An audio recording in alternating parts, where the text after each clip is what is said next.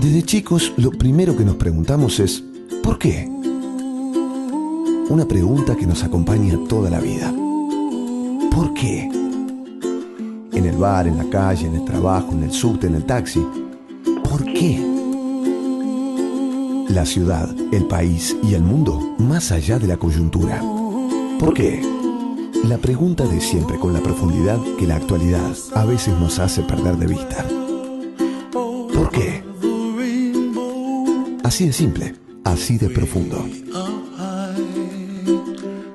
Graciela Fernández Mejide se pregunta ¿por qué? En la 1110.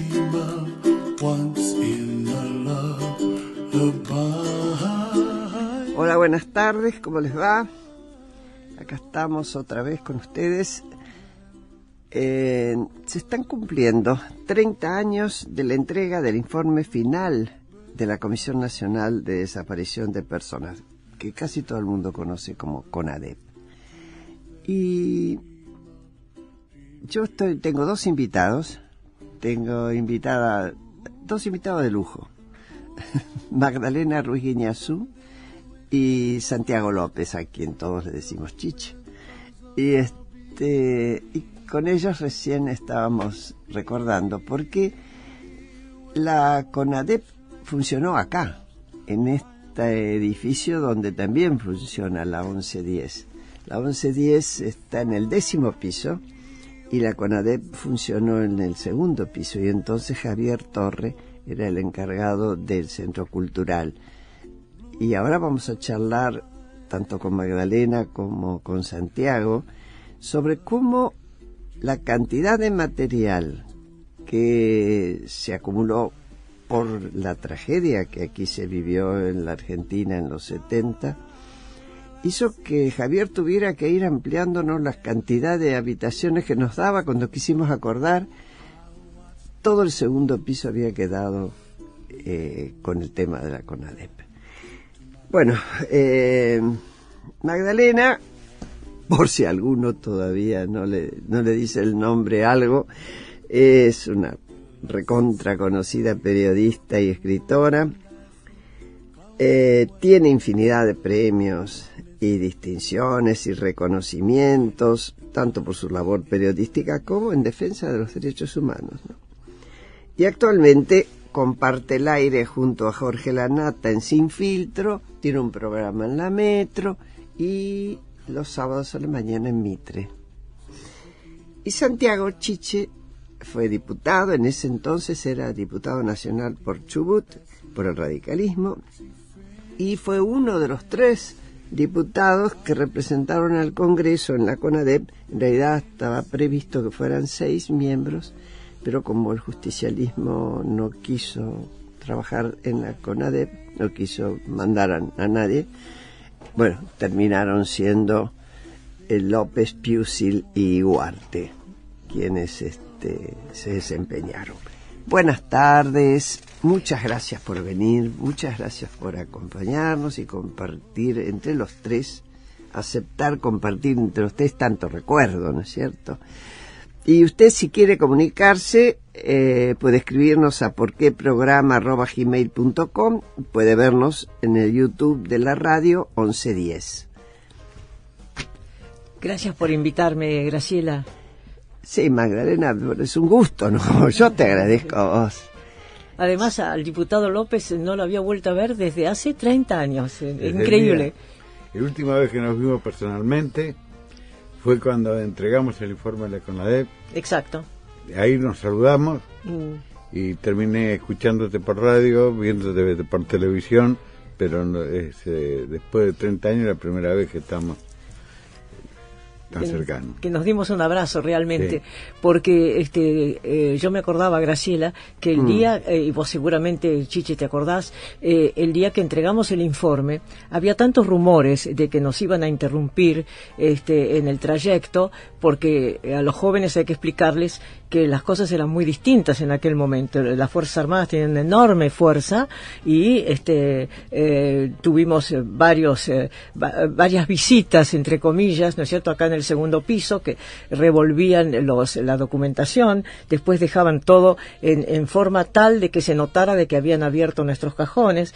O sea que se pensó que podían interceptar el paso nuestro hacia el Consejo Deliberante, donde le entregamos al presidente Alfonsín el informe.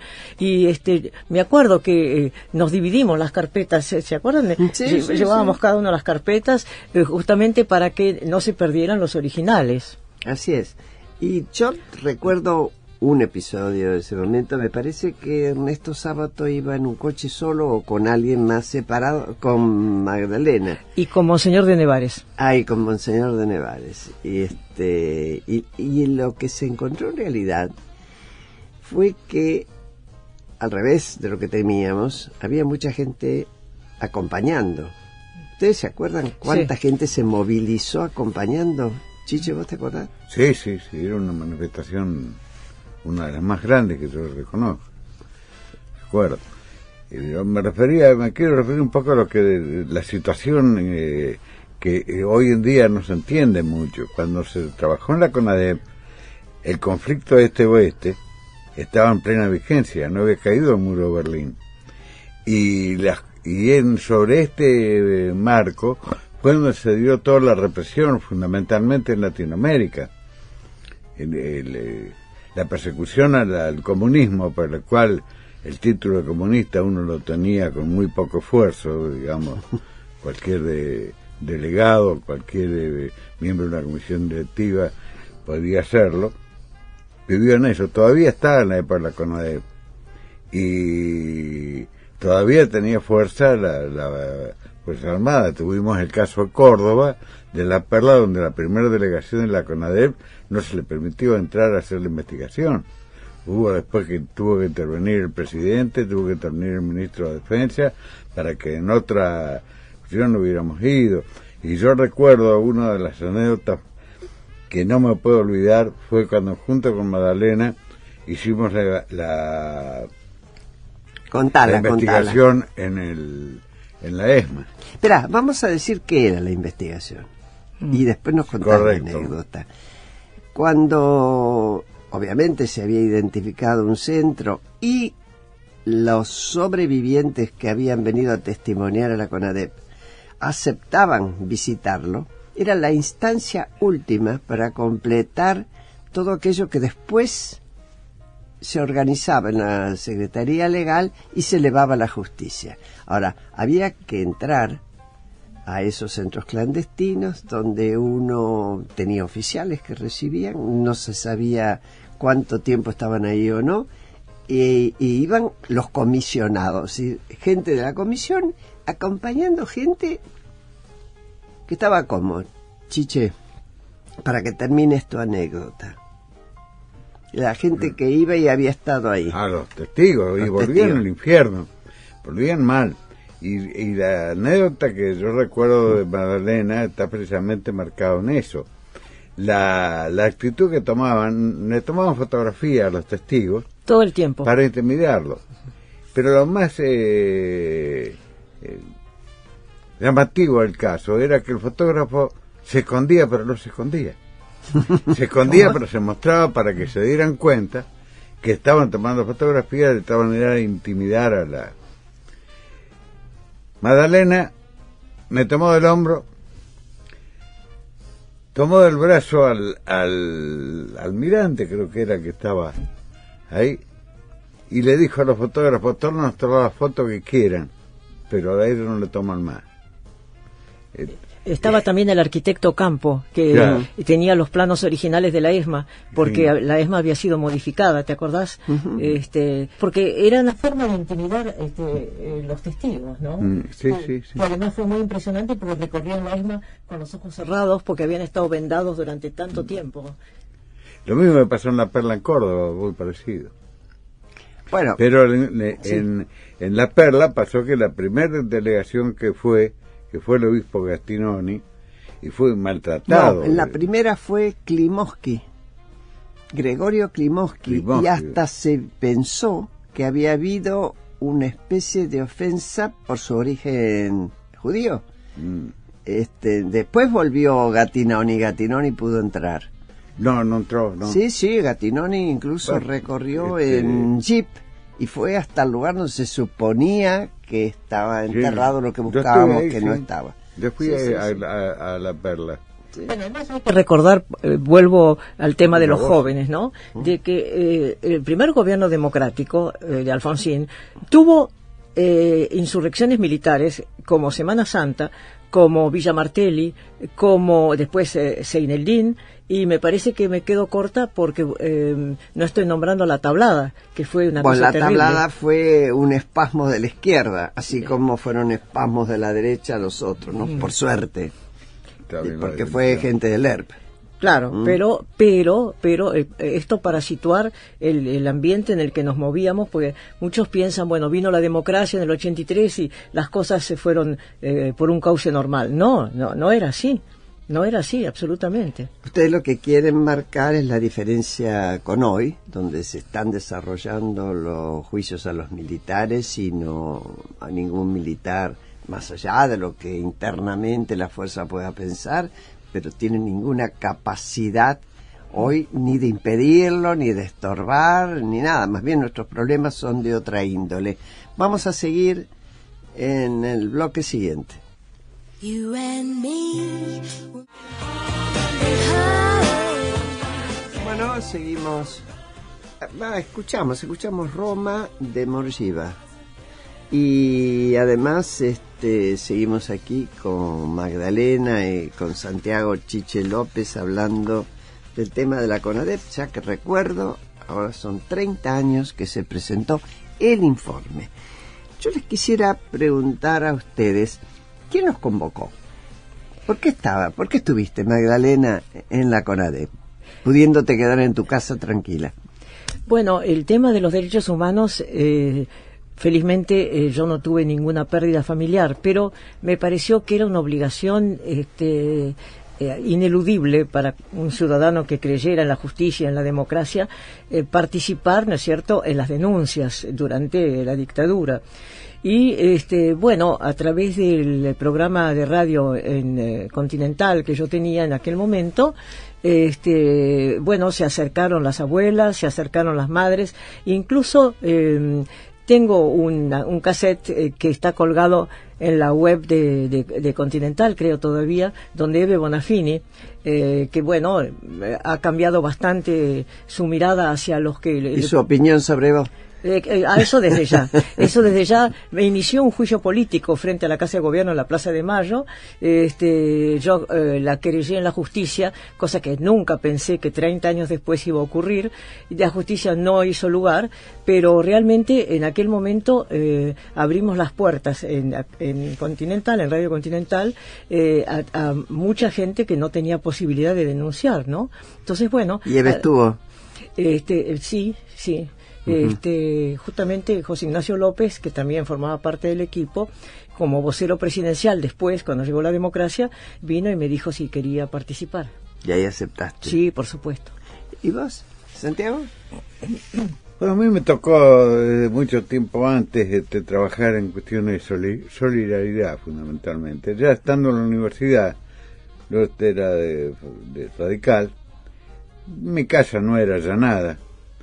Los amigos de la izquierda, cuando venía algún proceso, el ministro Rao, alguna cuestión de eso, terminaban escondiendo el mimeógrafo y que no eran de mi sector político en mi casa, en la ciudad de La Plata. Cuando fui a Rawson, allá lejano, comenzaron a llegar los presos de políticos a la cárcel de Rawson, que había sido una cárcel abierta, la hicieron de máxima seguridad, y ahí con el objeto de alejar de sus familiares, de su núcleo de trabajo a los militantes así que ahí comenzamos a hacer solidaridad con los presos. Los que eran detenidos por acciones... Por el tema del Cordobazo, el Vigorazo, acciones... Inclusive había de gente que había optado por la lucha armada, ¿no? Sí. Tanto de Lerp, sobre todo de Lerp y en Montonera. Que estaban los jefes de todos los movimientos, a los cuales... Porque era la de máxima seguridad esa. Que era de máxima seguridad, pero de cualquier manera la reglamentación de aquellos años permitía que nosotros del pueblo pudiéramos ir un día a la semana a verlos, así que ahí conocí a casi todos los jefes, pero estaba también Tosco, todos los... ¿Conociste ahí a Agustín? Sí, Tosco? Sí, Agustín Tosco cuando salió se hizo un asado venía a mi casa, en el patiocito de mi casa, y bueno, de ahí comenzó mi trabajo en Solidaridad.